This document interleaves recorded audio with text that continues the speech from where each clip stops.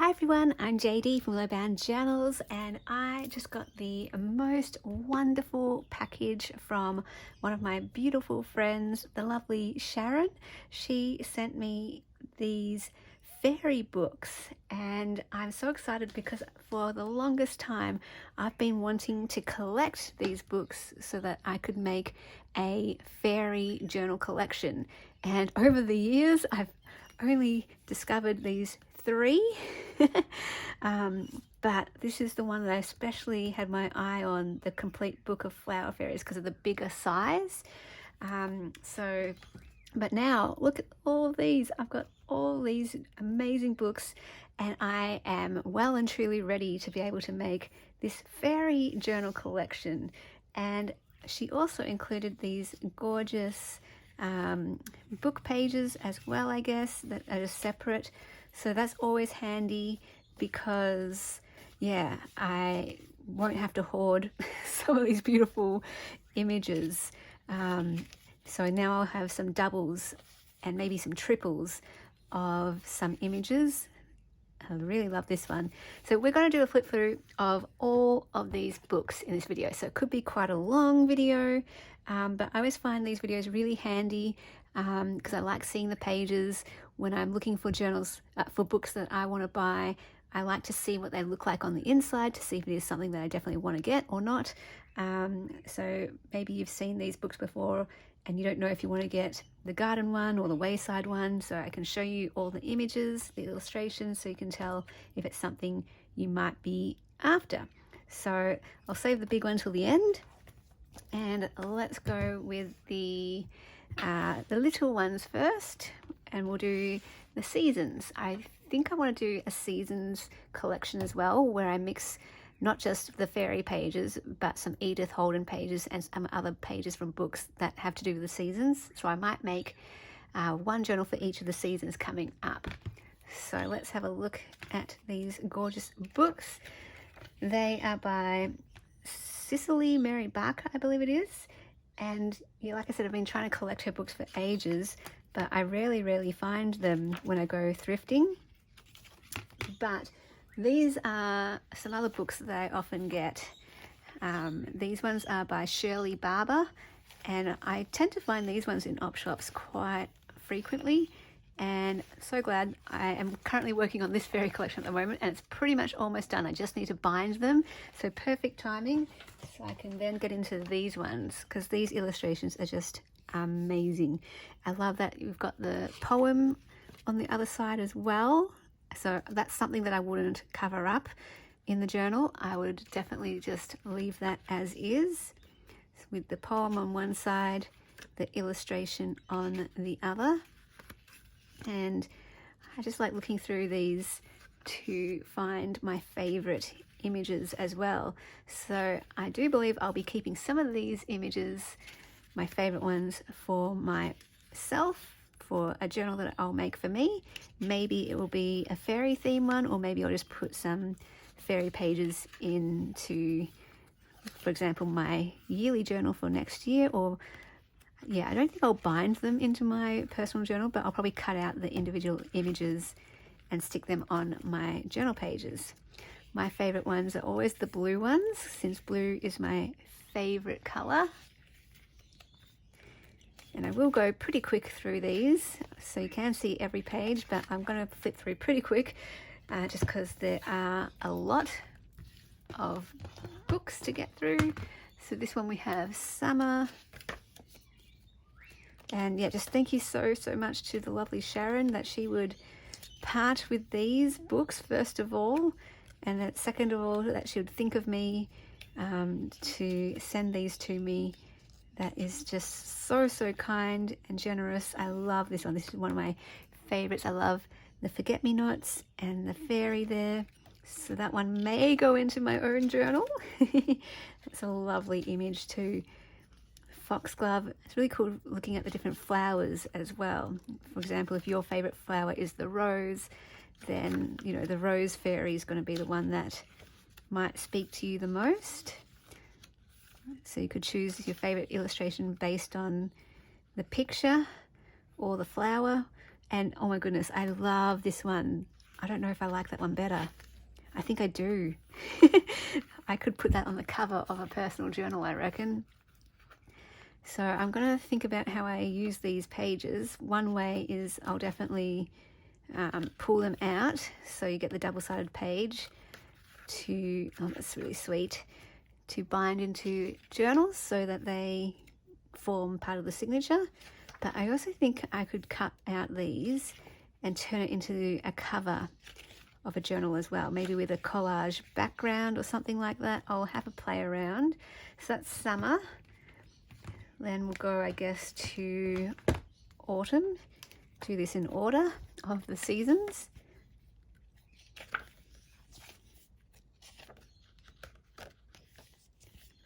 Contents page. So many beautiful illustrations.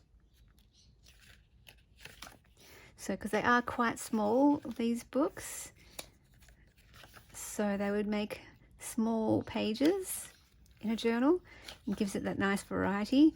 But yeah, if I was to use it for a cover, I would have to think about how I would do that, since yeah, I've got to find a way to cover the entire cover. So I think could be really cool doing some sort of collage in the background, or maybe some patterned paper in the background. Not quite sure what I'll do. I guess I could just use the whole page and make mini journals as well. I've been really thinking I want to make some mini journals recently, which is odd for me because I prefer large journals. But when it comes to my art journals, I really love the smaller size. And like, can you imagine a journal this size? I think that'd be so cute. I wonder if you could like maybe do like an altered book. This is a really sweet one too. I love the snowdrop flower. That's really sweet. So pretty. So yeah, let me know if you have the Flower Fairy books, or which ones you have, or if you want to get them. If you have a favorite Flower Fairy, let me know which one it is. And if you just like to, you know, read them, or do you like making journals out of them too? See, I never grew up with these books as a kid, but I think if I got these as a kid, I would have absolutely loved them.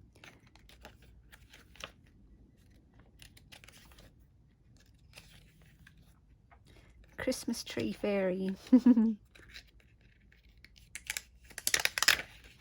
Okay, so those are the seasons. Let's go now to these ones. So we've got Flower Fairies of the Garden.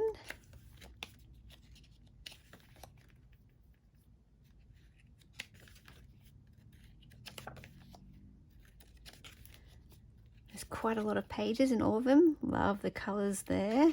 So pretty. Yeah, the blue just really stands out to me. The purple also, I really enjoy the purple.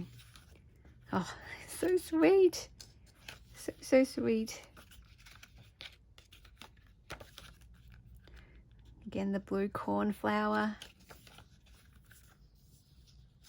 So this is great. I've got so many pages to work with that I can make not just a fairy journal collection, but I can make a flower journal collection with fairies in it, because it suits both themes, both the fairy theme and the flower theme. So I definitely want to make some floral journals as well, with a few of these fairy pages in there too. That one's really sweet, the lavender fairy. Some of these pictures I haven't seen before, because yeah, I haven't, you know, seen all of these books. This one, classic. I had a birthday card given to me when I was 8. I still have the card, and that was the image. All right, so let's do the alphabet one next, which I now have 3 copies of this one. So having 3 images is going to be wonderful, and I guess 4, because the complete book of Flower Fairies will have these ones too. And I really like the alphabet one. Maybe I could do an alphabet series then. If I've got 4 books, yeah, I could do one for every letter of the alphabet. So that one would go for like, you know, the letter of your first name. Wait, hang on. The first letter of your name. Fuchsia Fairy. Oh, I haven't seen that one either. These are so sweet. And that could stand in for, like, you know, if your name starts with H, you get the H journal. I've never done that before. Oh my goodness. I've done I've done seasons and I've done the months. I did 12 Edith Holden journals based on the months, but I've never done one for each letter of the alphabet. I might do that. I might do that. It might be interesting if anyone got like the one starting with, I don't know, Z and U. But there's got to be people's names out there. U and V, so that could work for V as well. Can't think of many names starting with U. X and Y, so yeah, that could be, and Z. Zelda, Xena, Zara, I guess. So yeah, I might think about doing that actually. That would be a big challenge. Oh my goodness, can you imagine? 26 journals. That's a lot of pages to fill up. All right, let's do this one next. Flower Fairies of the Trees.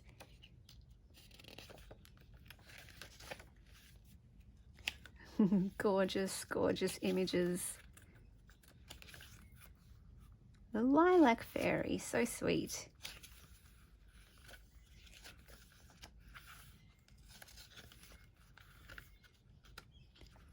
So it definitely felt like Christmas when I received this package. Like so many books in one package. I don't think I've ever received this many books in one package. So there's just like so much to look at. And oh, the Willow Fairy. I love the Willow Fairy, obviously because of Willow Bound journals. And the Weeping Willow is my favorite tree. So that one might have to go into my own journal.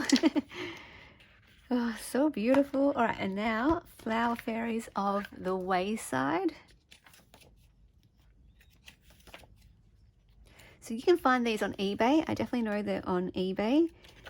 But yeah, I've always just looked for them through thrifting. And I was gifted some as well, or one I think. Two I found in an op shop, I believe. But yeah, my fairy journal collection has just exploded now, which I love because now I can definitely make my fairy collection. Oh, yay, yay, yay. Very excited.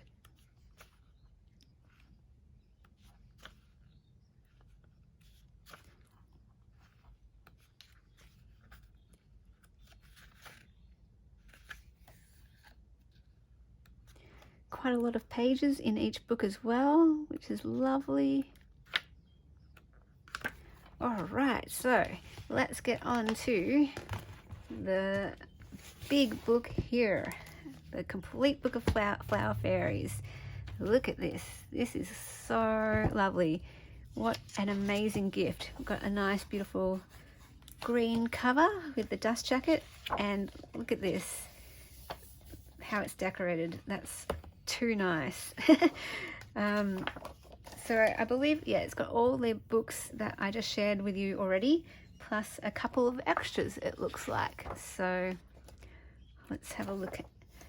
It's got a beautiful layout here, and I think the images are a bit bigger, maybe.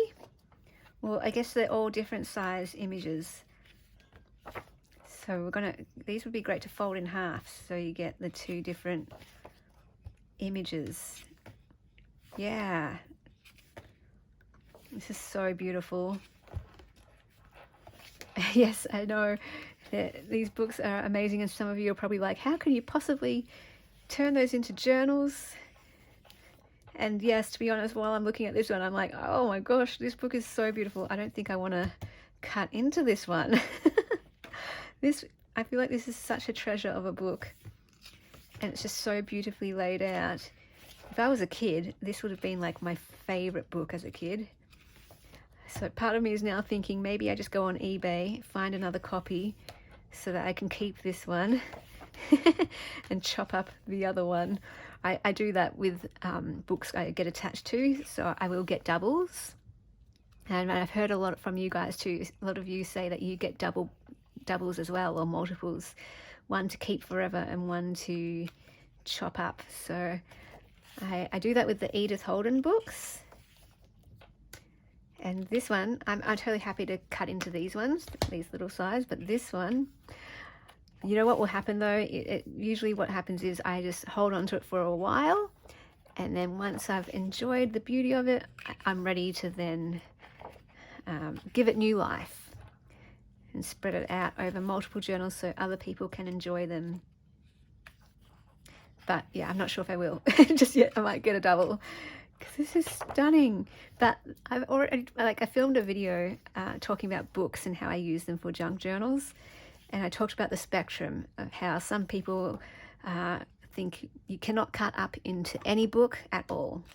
Others think you can cut into books, but only if they're falling apart.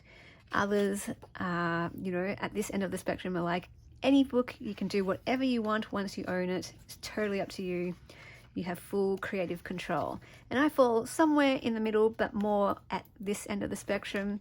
But yeah, there are a few books that I think are too beautiful for me to cut up. I don't mind if other people have no problem cutting into it, but just for me, if it speaks to me, if it's sentimental, I will hold on to it. But one of the reasons why I kind of had that philosophy though, and lean more to this end of the spectrum, is that we actually, we can't take anything into the next life with us. And if it's going to give you more joy to give it new life, then go for it. Because everything fades away eventually. This will turn into dust eventually. It won't last forever. And we can't take it into the next life. So it's kind of, if it just sits on a shelf gathering dust, what a waste of a book. And of course, if you're going to enjoy it and love it and read it and look at it, of course, keep it as a book if you want to do that, absolutely. But if not, and you're going to get way more enjoyment out of cutting it up and using it creatively, that then gets passed to other people and they get the joy of enjoying that journal or creative project or however you decide to use it, then I feel like that's a better use. But we're all different, and it just depends on what you think is right for how you use your own books. And look at this. This is just so stunning. I could just imagine this, being on my shelf as a treasure book though, this one. But the thing is, if I'm not going to pull it out and look at it and read it, then for me, I think it's better just to chop it up and use it as journals so that it gets spread out to multiple people and they can enjoy it. And then you get like the other comment of people saying, hold on to them and then you can sell them or something like that. To which I say, I'm not in it for the money that the book can get me. I'm in it for the book. I'm in it for either to enjoy the book or I'm in it to turn it into a journal. So I remember I had another book where people were like, oh, that's a really old book, it's well sought after, you could sell that book. I'm like, no, the whole reason I got this book was so that I could enjoy it and use it myself. And I'd pay for that. I paid for the book to give me that enjoyment. What am I going to do with the money? Just money by itself, that's not useful. Just having it there, money becomes useful when you do something with it that will give you the joy. So the book gives me the joy, not the money that the book can get me. And again, that's different. Other people totally are collectors and they're thinking about the price of the book as a collector. But for me, it's all about either enjoying the book as is, and if I enjoy it as is, I'll keep it and love it, or enjoying it as I give it new life and create with it. So this is absolutely stunning and love it so much. So I'll just sit that on my shelf for a little while as a display item, and then I'll leave it a little while and figure out what I'm going to do. But yeah, with these ones I will definitely get started turning these into journals. So my plan is I'm going to make some seasons journals, and I believe I will attempt to do an alphabet collection of journals, and then with the rest here I will split these between a collection of fairy journals and a collection of flower journals. That's my aim, along with these. That's the aim. We'll see what happens. Things can always change as I start creating, but that's my plan. And it probably won't be until next year that I start this project, because it's going to be a huge project. And I don't think I'll have time to get started this year, because I still have a lot of, unfinished projects like this one. And I've got a couple other collections that I really want to finish this year. So I think come January next year, we are going to begin the year with some fairy journals. So yay! Thank you so much for watching. I hope that this video was helpful, and let me know if you had a favorite fairy or a favorite book. And I will see you in the next video. Big huge thank you to Sharon again. Bye guys. A big special thank you to my beautiful patrons who supported me in the month of September. If you would like to become a patron, the link is down below in the description box, and I can add your name to this list. My Patreon is where you get access to all my extra videos, including the monthly journal making series. Plus, if you're a Ruby or higher, you get access to every single digital kit in my Etsy that is available to download right over on my Patreon. Plus, exclusive patron-only kits, and at the higher tiers you get access to extra perks, including mail sent to you, whether it is a happy mail, ephemera pack, paper pack, or a journal.